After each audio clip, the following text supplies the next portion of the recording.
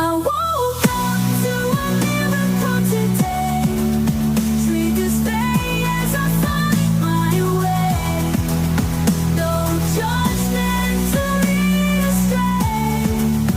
In this peaceful state I'll stay. Hi everyone, and welcome back to our exploration. Have you ever felt adrift? Maybe unsure of your purpose or just kind of lost in all the noise? It happens, doesn't it? Today, our journey through the course takes us to lesson 224, and it offers this really radical, comforting answer. God is my Father, and He loves His Son. It's such an anchor, that one. We spend so much time trying to rearrange everything outside us, trying to fix what we think is broken. Right. And this lesson just invites us to sit with this profound truth that's always been intact inside us. And if anything in our exploration today sparks something for you, maybe a question pops up or a story or just a moment you want to share, please, we'd love to hear it. Definitely. You can email us at ACIM@theworldharmonyproject.org or find us over on TikTok. We're at The World Harmony Project. Okay, so let's turn our attention to the heart of this lesson. It seems simple, but there's so much there. And this particular lesson isn't giving us a new technique exactly, or asking us to focus on another ego pattern we need to untangle. Oh, it's different. It points straight to a truth that's been here the whole time, that our identity is already whole, already complete. Let's read the lesson itself. Okay, lesson 224. God is my Father, and He loves His Son. My true identity is so secure, so lofty, sinless, glorious, and great, wholly beneficent, and free from guilt, that heaven looks to it to give it light. It lights the world as well. It is the gift my Father gave to me, the one as well I give the world. There is no gift but this that can be either given or received. This is reality, and only this. This is illusion's end. It is the truth. And then the prayer. My name, O Father, still is known to you. I've forgotten it and do not know where I am going, who I am, or what it is I do. Remind me, Father, now, for I am weary of the world I see.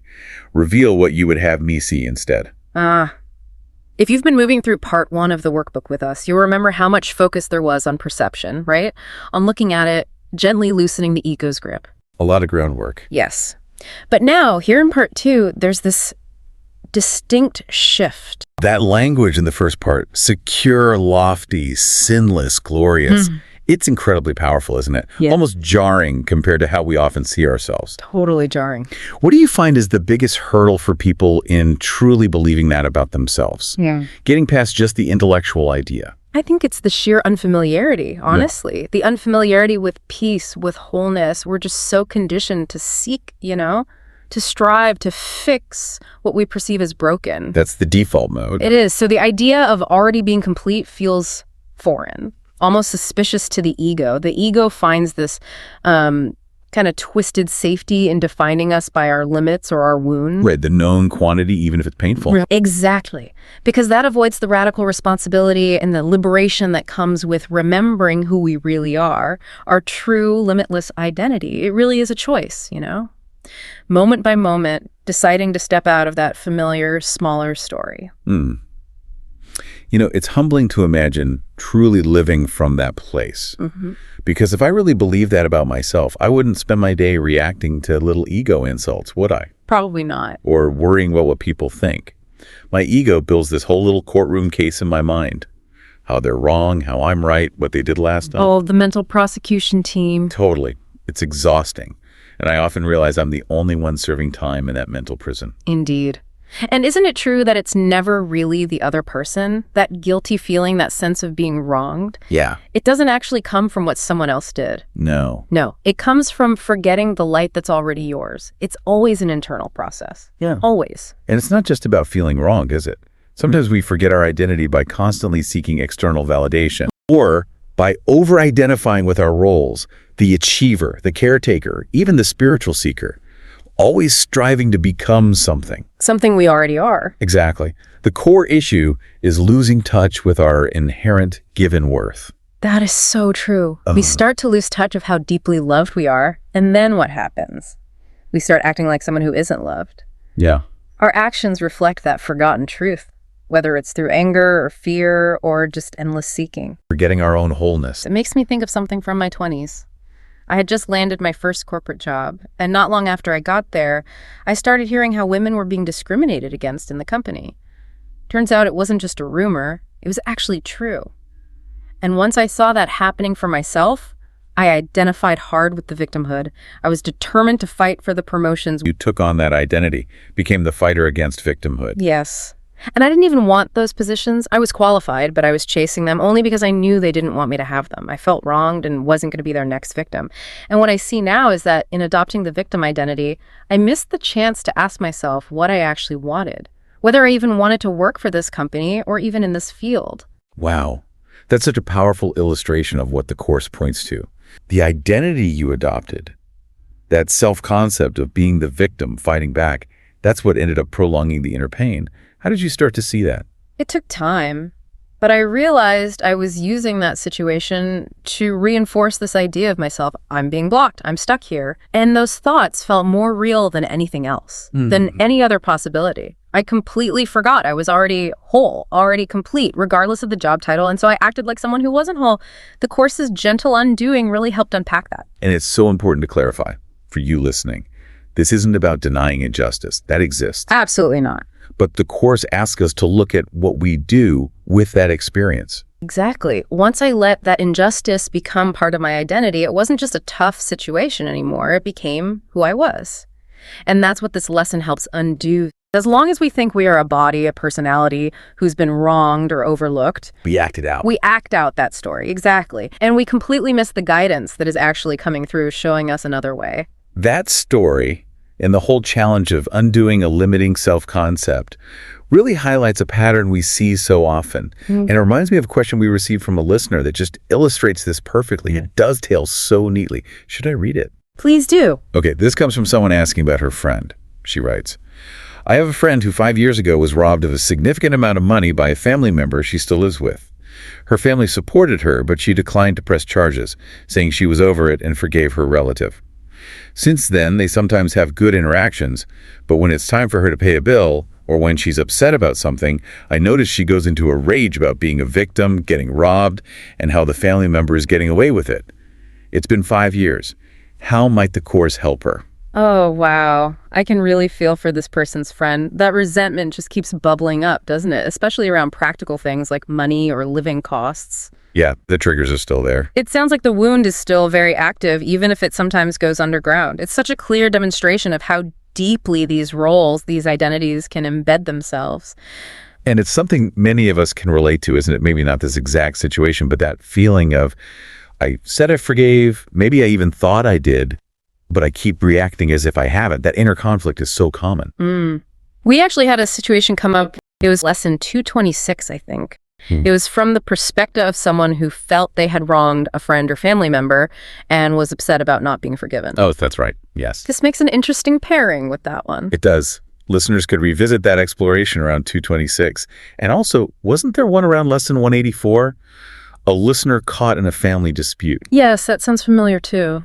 Different angles on these persistent grievances. So back to this current situation. Right. The Course would never, ever ask someone to pretend they're over something when they're clearly not. No forced forgiveness. Absolutely not. What it does do is invite us to notice what we're still using to define ourselves. If the identity of I was wronged is still shaping how this friend relates to her relative, especially when triggered, then there's still a part of her clinging to being a victim. The story is still running. And this lesson today, lesson 224, brings such a different lens. It says, fundamentally, we are not fragile. We weren't actually damaged in our core self.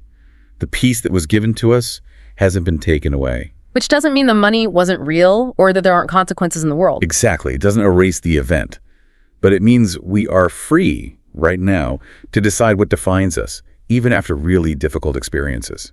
And when she says her relative is getting away with it, the Course just shifts that entire frame. It's not really about someone getting away with anything in the bigger picture.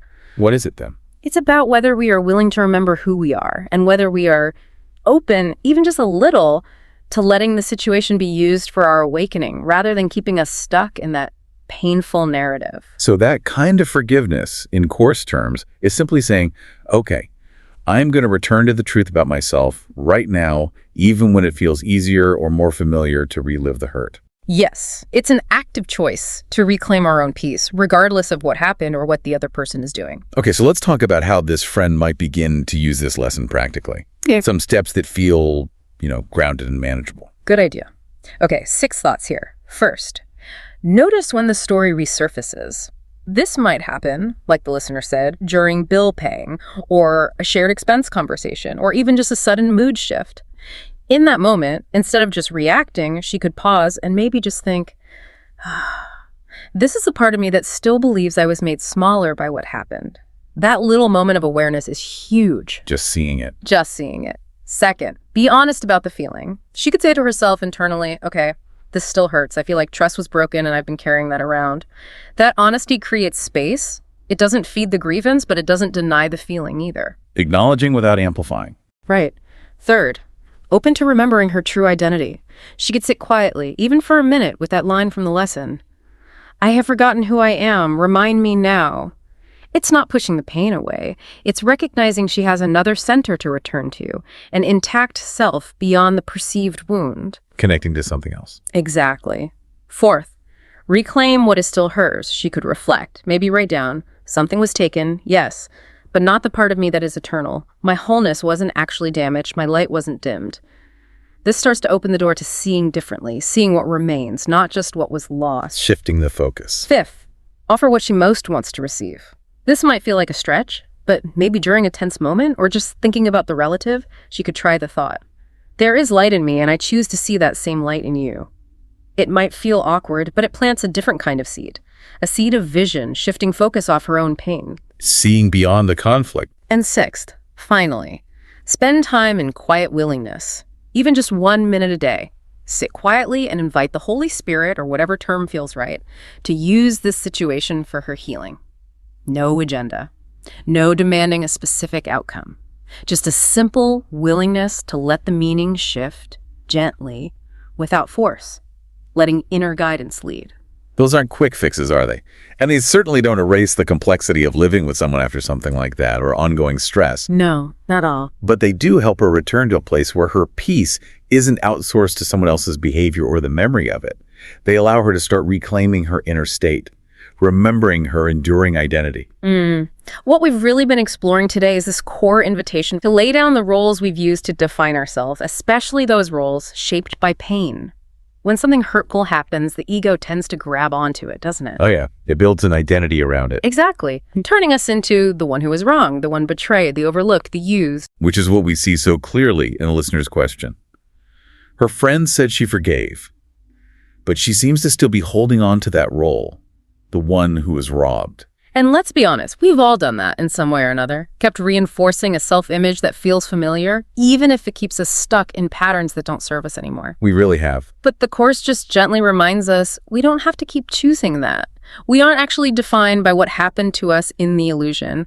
We're defined by what is still true underneath all of it. Which is, I am still God's son, and he loves me. we can always return to that truth. Always. No matter what the external circumstances look like. So today, friends, maybe let's remind ourselves with this affirmation, carry it with you. Today, I release the role I've used to define myself. I am not the one who is hurt.